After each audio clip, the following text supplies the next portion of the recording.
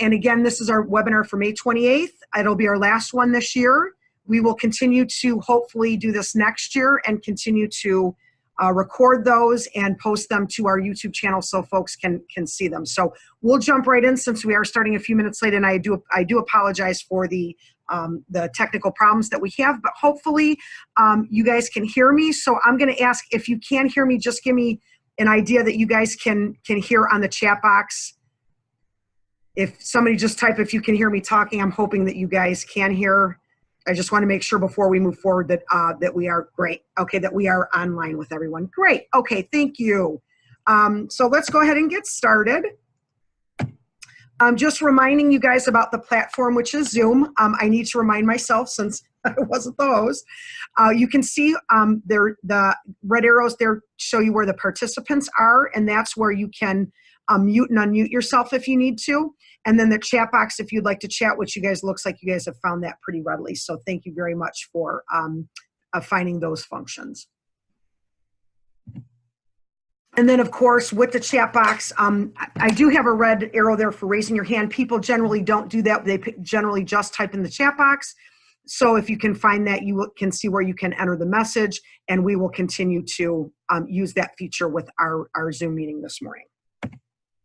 So if you have not yet, I know Medina City already did. If you have not yet put your district in the chat box, if you would do so now, this is kind of a way so we know who's here and we can account for who's here.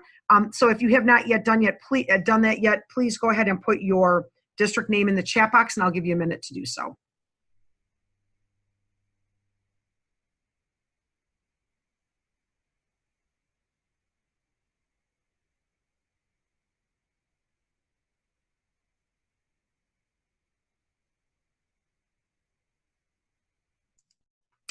Great, thank you guys for doing that. We will go on and move ahead then.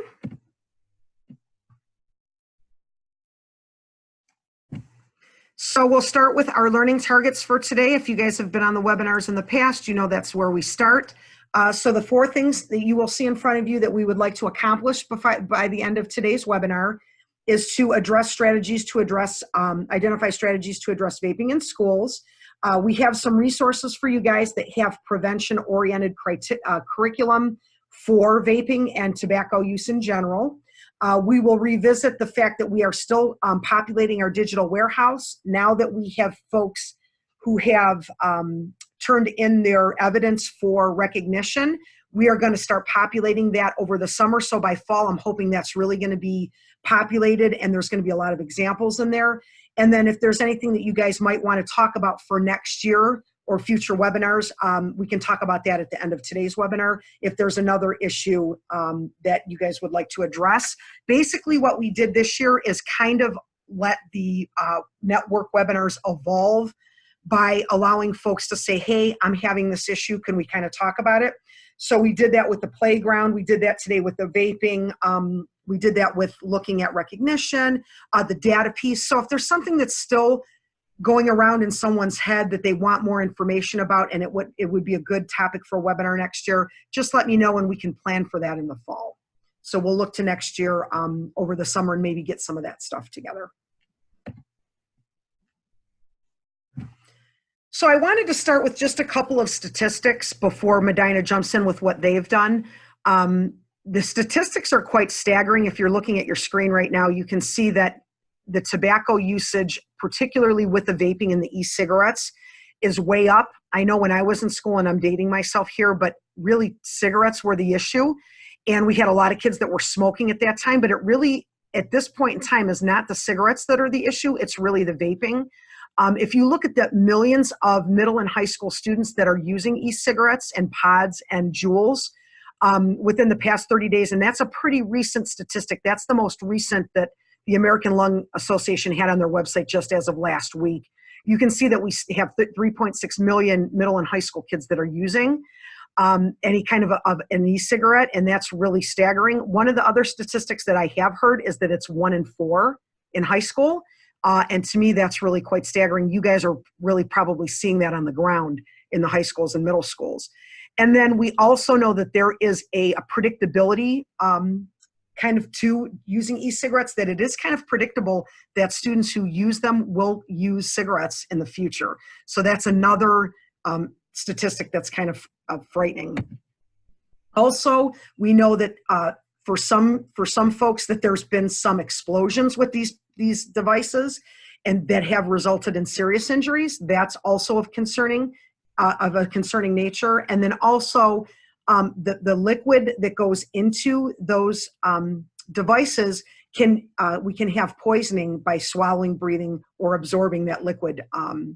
Kids can. So those are other statistics that are kind of frightening. So we really want to be as preventative as we can be with the vaping, as well as addressing it when it does happen. So those are just some things to get us started thinking. And like I said, other statistics that I've seen is as much as 1 in 4. And that is really quite frightening. I think when I was in school, I don't think that many kids were smoking cigarettes at that time. So we really have to do something to address this issue. So I'm going to switch gears here in a minute, and I'm going to pull up Medina's presentation. We do have Christina and Chris with us from Medina. We might be joined with a few other members from Medina that are going to be joining as well.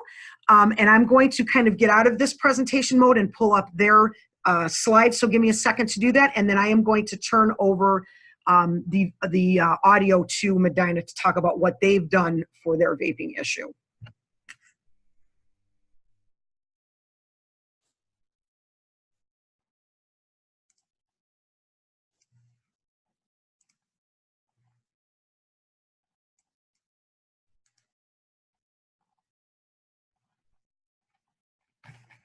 Didn't realize that was at the end there. Sorry, guys. Sorry about that. I am also going to, I'm going to open up Christina's. Christina should be unmuted at this time. And I can also unmute. I think all I see from Medina here is Christina. Christina, are you able? Can we hear you? Can you say something?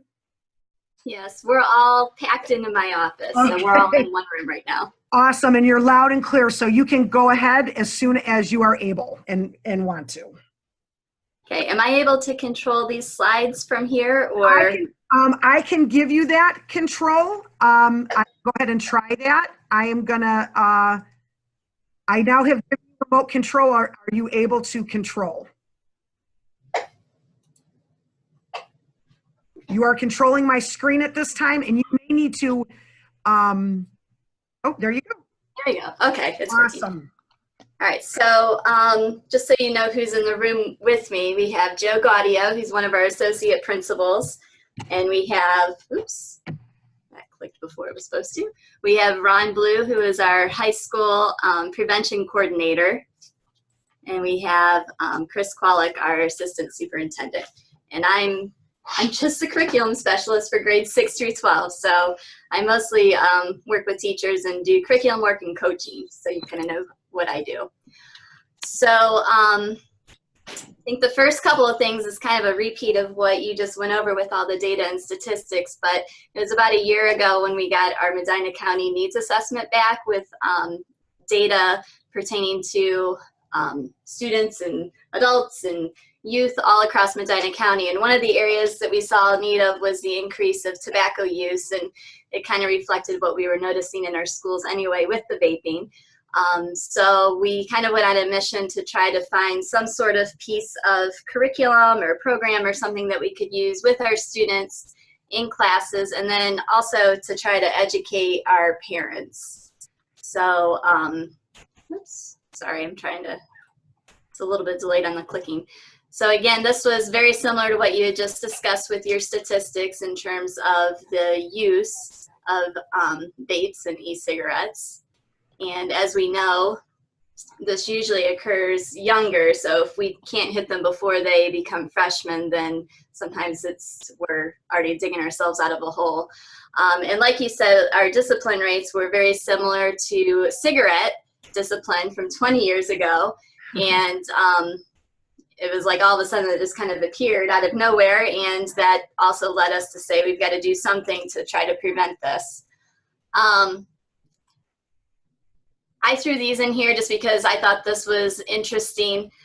as I was learning about this last year, we've heard of Joules, but we didn't really know, like, what are they? What does that mean? And just the fact that they're so potent. The amount of nicotine in a Joule is above the, I'm sorry, I cannot click these.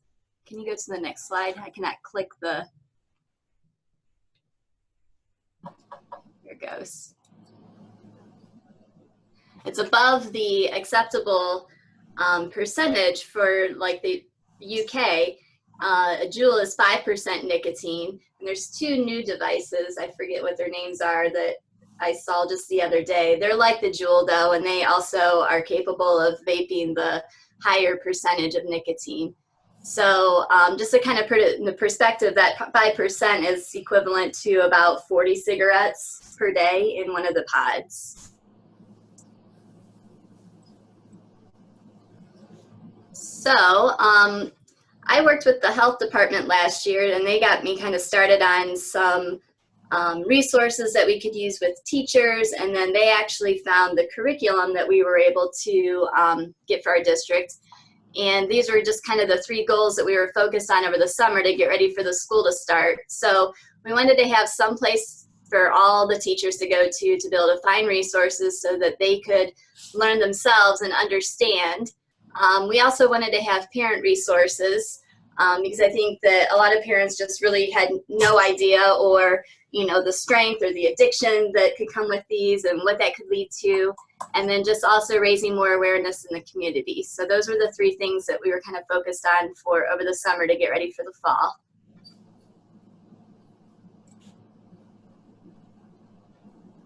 And like I said, we worked with the health department, and they actually put together a couple of flyers and some like pamphlets and stuff that we were able to use as signage inside the school. We used things like at parent nights, and we posted things like in libraries and such. But so the curriculum we ended up getting was Catch My Breath, and this was developed by the University of Texas. And these were actually the same, this was the same group that did the cigarette campaign back 20 years ago, where they were trying to educate students on the dangers of smoking. So what we ended up doing, this was free, it's all paid for through a grant by CBS, and the places we were able to implement it very easily was in our 7th grade health class and our 9th grade health class. And basically we just had to contact them. I had to set up like a 30-minute phone call just to kind of share, what we're working on, just so they kind of knew where we were coming from. They gave us access codes for the teachers, and the teachers got on. I met with the teachers. Actually, they came in on July. I think it was like July 3rd. These were like some very dedicated teachers, and we kind of went through everything just to make sure it would be all right. And then we remapped kind of that piece of our health curriculum, and then they put it into action this year. So I did send them an end-of-year survey just to kind of see what they thought of the program. I've only heard back from a couple of them so far, just end of the year, kind of busy. But the feedback has been good. The middle school seemed to enjoy it. The high school liked the content, but they felt like it was maybe a little bit elementary. So they're hoping that either they can kind of revamp, or actually when I gave some feedback back to Catch My Breath, they said actually there's a revamp in the process we should have in the fall that will be more high school appropriate in terms of just like the engagement for kids. They also collect pre and post surveys, so we can kind of see, how effective was it and what the students were learning. I won't get that data until probably later this week, but then we'll have that to kind of look at. The other thing was our middle school prevention counselors. They had access to the materials as well if they wanted to use any of the materials with some of their small groups, or if they had certain kids that they wanted to pull to try to do some prevention education with. So that was kind of where we were after year 1 of implementing. We also, on our internal curriculum web pages, we also sort of created like a bank of resources that teachers could use and they could share with their parents, they could use just to educate themselves. So, and that is probably outdated now since it's a year old. So, oops, You go back. So this is just kind of a screenshot of what that is. Let's see if this will click open.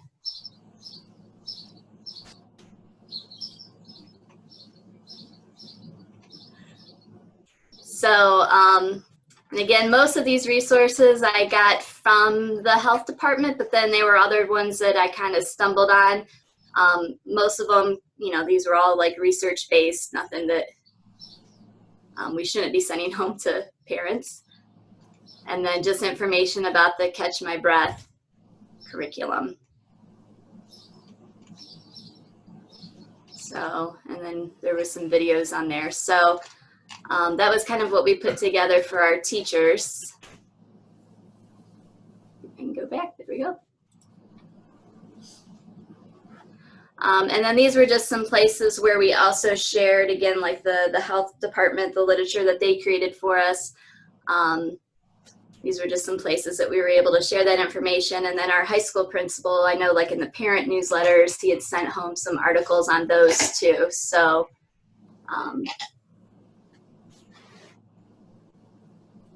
that was kind of it. And I mentioned this earlier, just trying to get things out on social media, in the libraries, just like the flyers, just to try to raise awareness. Okay. We've made a couple of code of conduct changes for this year and for last year. Some of them were just to update the wording that we needed to cover for some of the new things that we've seen with the vape juice and some of the liquids and some of the devices and things that we've been seeing. And then also we wanted to change the discipline. When we're looking at our current discipline, it was 3-5 suspension. So it's a 5-day suspension. The kid serves 3 days, and then we hold 2 days in abeyance pending that they complete our TAG program with Ron Blue. And looking at that list of kids, we were really seeing that that was our most at-risk population in the school, kids that we really didn't want out of the building. So we changed that in the code of conduct and our policy for next year. For our first offense, it will be the same abeyance of the 5-3, but we are going to do with our in-school restrictions. So they'll serve 3 days, have 2 held in abeyance pending that they complete that tobacco education group with Ron Blue. I think that was just one of the things that we adjusted based on what we're seeing, along with some collaborative efforts that we've started. We're starting to work with the juvenile courts, Medina PD, and some outside agencies too, and I can let Chris Kwolek talk a little bit more about that. But as far as the discipline goes, that was just an adjustment we made, and was kind of subjective based on the population that we were dealing with. Yeah, and I think if you go to the next slide, I think really, and I know it's funny, I came in on Memorial Day, the Medina Gazette just had a big article about vaping, and nationwide that people are really starting to see this as consequences alone aren't solving the issue. So I'll let Ron talk a little bit about it too from the treatment aspect, but we started to meet with our juvenile court and our police department, because it's not that we don't see it as a need for consequences, but we also do see it as an addiction. And so as Christina talked about, the level of nicotine is so high. And as we talk to the students, some of it is a choice, but some of it is something they're having a really hard time stopping. So to just continue to do out of school suspensions is not effective, and we're finding that. So again, from a PBIS perspective, to continue to just levy more and more discipline is not an effective treatment. It would be the word I use. So we're starting to work together, again, with juvenile court, Medina Police, and with the health department. So the health department, Medina County Health Department, is going to layer on another intervention program for us and for the county as a whole, for students who are having second and third offenses. So I'll let Ron talk about our program that we levy, that I know a lot of districts do after a first consequence. But if that treatment approach isn't effective, we are looking at reducing consequences if students will have assessments, but then also involving parents and students in treatment from our health department.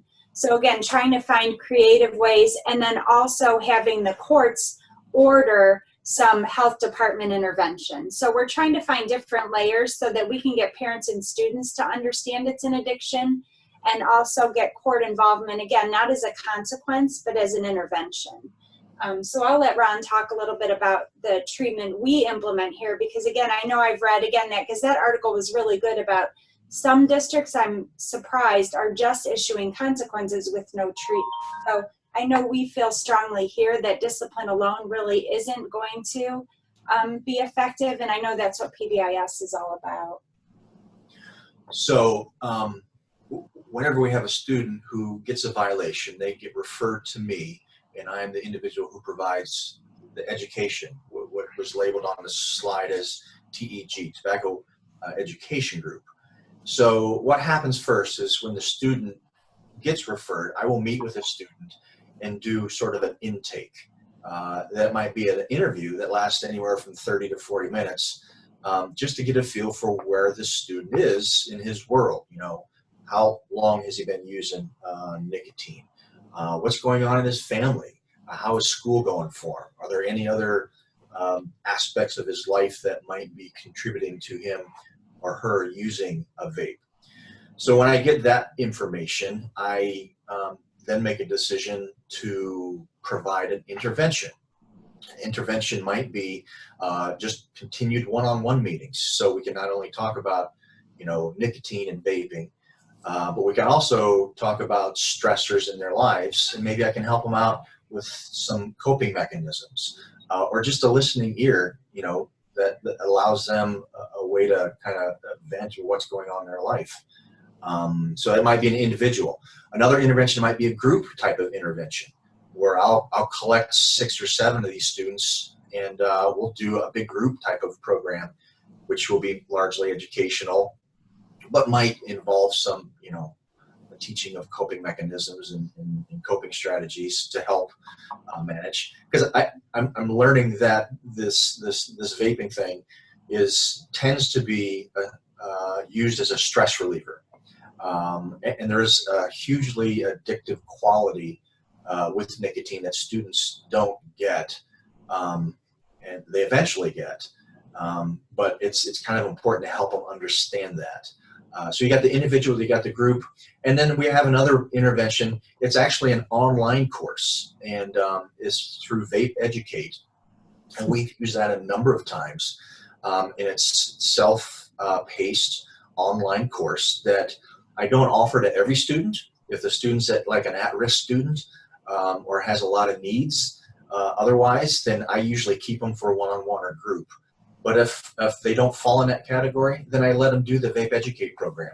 We've probably had 15, 20, 25 kids who have done that successfully, and have, you know, I said that it was a fairly effective program for them, and that they learned a couple things through it. So that's what the intervention process looks like. Another layer of help or treatment you might use, the word you might use, is that in the last probably 10 weeks, 8 weeks of the semester, I've offered a support group for anyone individually, or for any individuals wanting help quitting nicotine. So I've had anywhere from 4 to 12 students in that weekly support group. It meets at the end of the day, and it's kind of run like a typical 12-step support group. And kids will kind of bring topics to the group, and we'll talk about them in a kind of a therapeutic type of way. I also always add some type of coping strategy, some skill that they might use. We use a lot of encouragement, and you know, we get a lot of good feedback, because I try to make it student-led as much as I possibly can. And for those students who show up, they've all said it was pretty effective. So we'll probably continue that next year as we go. But we're done with the year this year. So those are the ways that, as a prevention coordinator, I respond to the students here in the high school. I'm also responsible for our Huddle and Shuttle program, which is a program our school has where we take 50, 160 high school students, and once a month we go out to our elementary schools. There are 8 elementary buildings in the district, 7 and then St. Francis. And of those monthly programs, one of those groups, one of those topics is on nicotine and vaping and tobacco use. So we are teaching over 1,000 4th and 5th graders in a student-to-student based program, which I think is also a very effective way to reach the younger kids. So that's what my role is in this whole process. So I think just to sum up that piece, it's not that we don't believe in consequences, but I think consequences without the treatment piece or the empathy for the addiction piece of it are what I think a lot of people miss. Yeah, I'm a big believer that if a student or anyone is going to make a change, it doesn't happen just as a result of consequence or discipline or punishment. It'll happen in the context of a relationship of a staff person or staff people or students helping them, convincing them that they can make a change. So it's a little more complicated than that. If you were to study how the legal system addresses substance use, you'll see a huge change in the last 20 years. Whereas 20 some years ago, it was kind of a black and white, very little treatment was offered to individuals who broke the law with substance abuse problems. And it shifted to a place where law enforcement and the courts are now a huge provider of services to individuals who get caught or have a problem with substance abuse. I just read an article this weekend on a local community who really puts a lot of resources into helping individuals in the community. So we're kind of taking that philosophy in the school and trying not to just issue a punishment, but trying to provide help, provide service and insight and empathy in addition to the consequence that goes along with breaking the rule.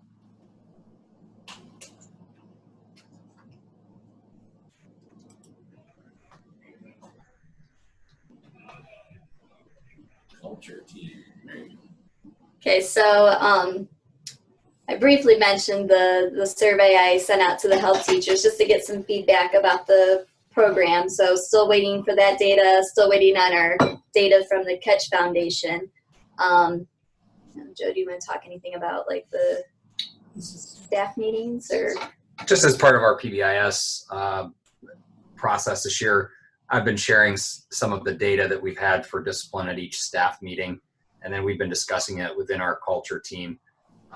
So one of the things that they were very interested in was to see where we were at with vaping, and some of those statistics within our building, I think, helped the teachers to understand that it, as Ron was talking about, that it's a concern for everybody here, and we all have to kind of be involved with that process.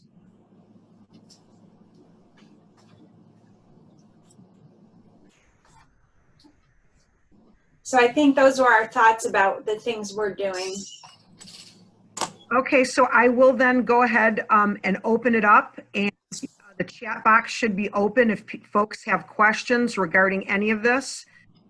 I know the Catch My Breath curriculum, I believe that's free to school. Am I correct there? Yes, it was free. Okay.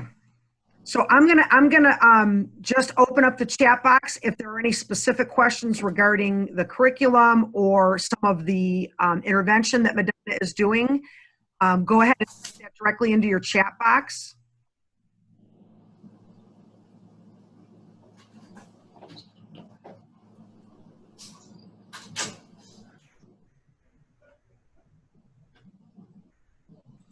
And as you guys are doing that, I will say thank you for making the PBIS connections. And I think it was Christina that said, or maybe it was Chris that said, the punishment side alone is not going to work. We know that that's absolutely true with any behavior that we deal with in schools, and just punishing the vaping alone is not going to solve the problem. And I think we're seeing that as a trend across school districts, that for people who've not revisited their code of conduct, recently, that's very problematic because just the punishment side of the equation is not gonna do it. So I don't see anybody having a question. Give it another minute.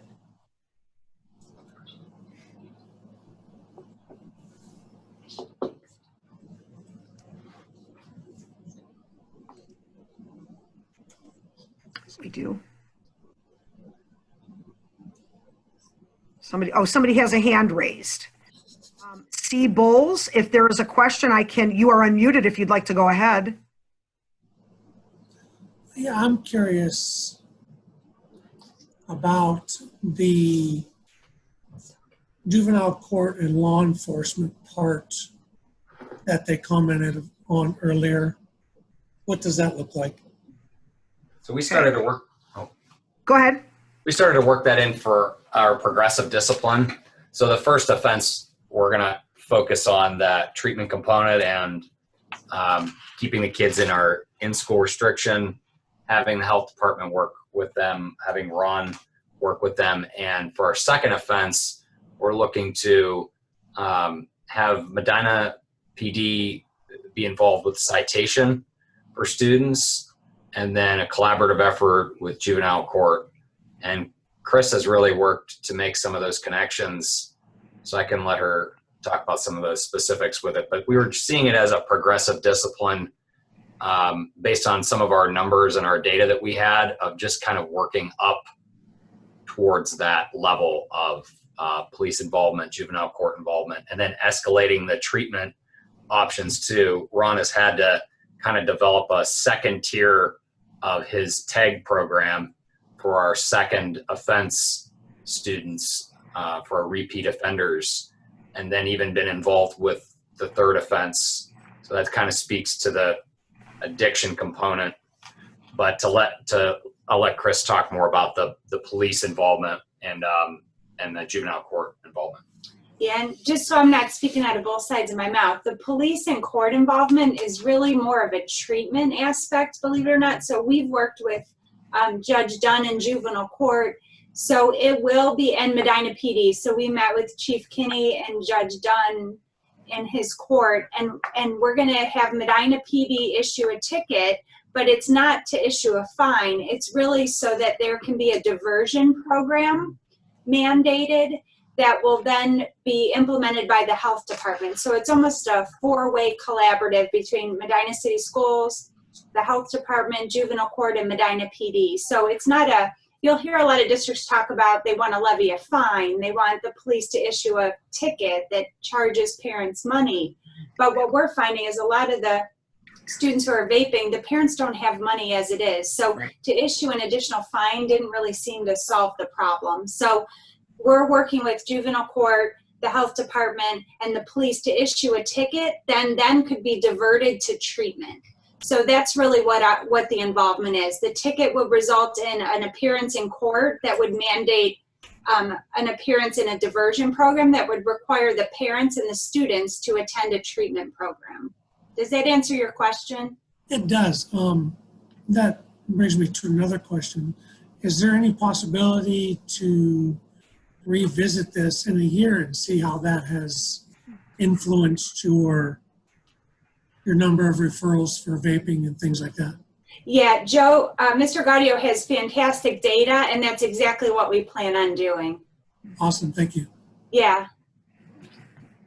There was another question on the chat box. It is about the resources that are on the Catch My Breath webpage. Some of them show that there's a fee associated. The question is, did you use those resources that were fee-based and were? So the Catch Foundation has other resources available. We did not do any of the paid resources. We just did the specific program, Catch My Breath, and that was completely free. And it was their curriculum they had. It was grade-based 6 through 12, but really it was 6, 7, 8, and then a 9 through 12. So if you had places where you could do a 6th grade, I think it was like you needed maybe 3 weeks of class time. I'm trying to remember for the middle grades how many days of class you actually needed. We just didn't have anywhere to do it for our 6th or 8th grade. because our PE courses are only 9 weeks long, so there was no way we were going to be able to cram it into there. So if we ever get a longer PE course again, maybe we could throw some in there. But we were only able to use the 7th and then the 9th grade for health. But yes, completely free. If you just, I can send a link over to you later. If you just Google Catch My Breath, you'll be able to find the information. And you just got to send like a request. And like I said, it was like your payment is like a 30-minute phone call to kind of touch base with them. And then I have another phone call here next week just to kind of follow up with them. Awesome. And I will say on the slides that will accompany this webinar, there are direct links. Catch My Breath, as well as some other things that we'll go through in a second.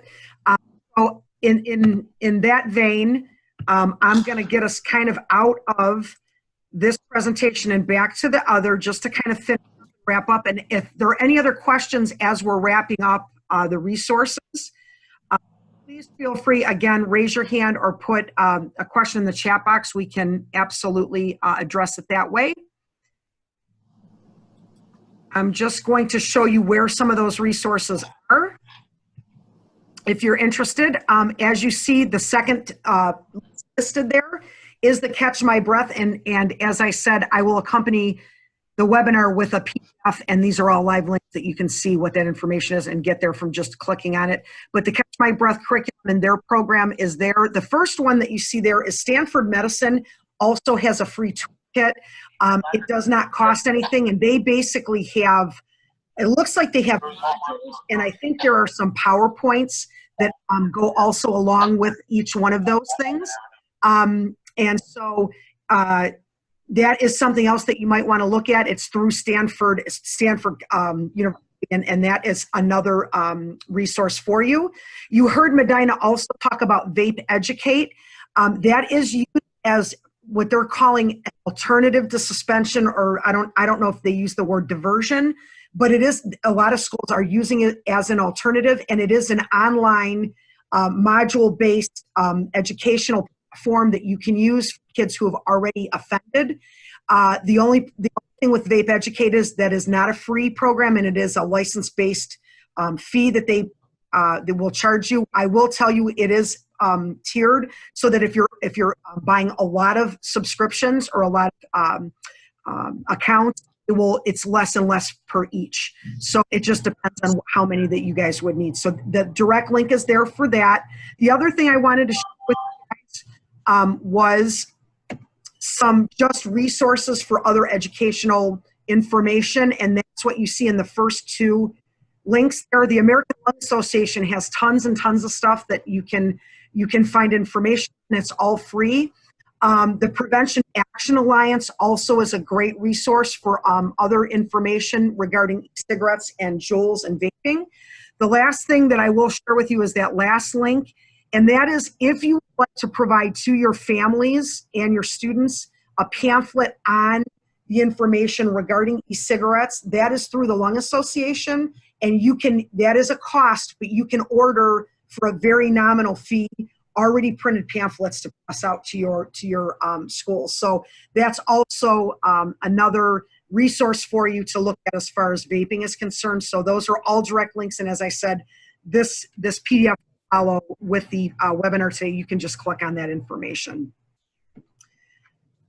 The other thing that we'll remind you is, as in our series of doing these webinars, that we are going to continue to put in to we're calling warehouse. We're going to continue to put more resources in there. Folks have just submitted for PBIS recognition, and as soon as we've gone through that, we're going to populate that. So that is going to be a resource for you for PBIS in general. If there are good vaping information, maybe we'll include some of that in there as well, since we did do a vaping webinar today. But that is going to be continued to be populated to show you what other people in the region are doing in Tier 1, Tier 2, Tier 3 of the PBIS framework. So we just wanted to remind you that that is also a resource for you. And then I'm going to open it up again to any last questions regarding the vaping issue that we had today and the presentation that Medina presented today. So I will give you guys about 30 seconds, and I will ask, is there any final questions? Please go ahead and populate the chat box or raise your hand.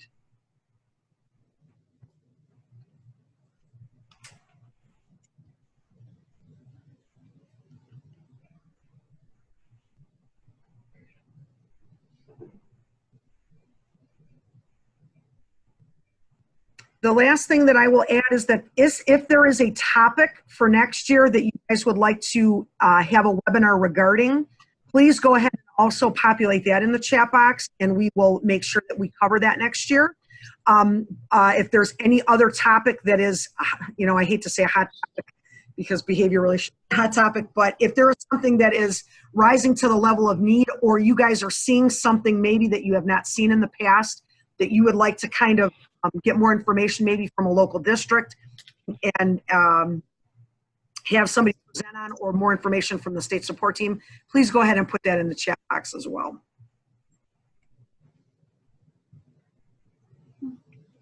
And then I guess I'll just open it up in general. If there's any other questions regarding anything PBIS related, you can go ahead and also populate that in the chat box. I have a feeling that there isn't, but if there is, we'll kind of end on that note.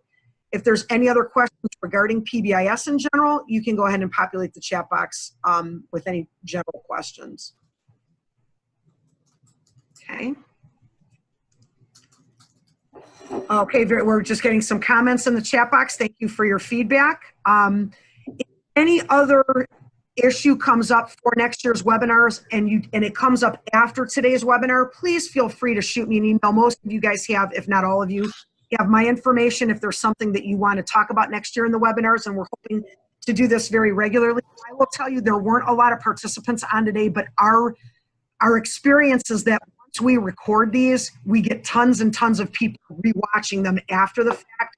So please, Medina, thank you so much for joining us and presenting today. Please don't feel that this was not worth your time, because I guarantee you the last webinar we did, we had 50 or 60 people log on after the fact because of scheduling. So this will be recorded and put into our YouTube channel, and people, I guarantee you, will be looking at it. So thank you so much for joining us today and providing that information. And again, this will be recorded for other people to take a look at after the fact. Thank you so much for being willing to take the morning. We really appreciate it. And on that note, if there are no further questions, we can go ahead and end our webinar. Again, if something happens at the end after this webinar has occurred and you think it would be a good topic for next year, please let me know and I will get it on the schedule. And we will probably start first thing next year. So thanks again, Medina, and we have a great summer, and we will see you next year for more webinars. Thank you. Thank you. Thank you.